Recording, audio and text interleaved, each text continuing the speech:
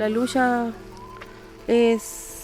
ha sido y sigue siendo y va a seguir siendo de cuidar y mantener la tierra a nivel mundial, siento yo.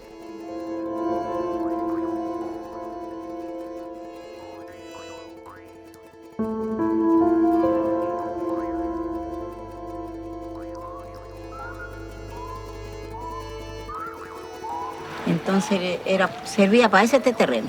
Entonces nosotros dijimos, nosotros no tenemos a dónde hacer nuestra ceremonia. Siempre andábamos arrendando por ahí un pedazo de sitio para hacer la ceremonia.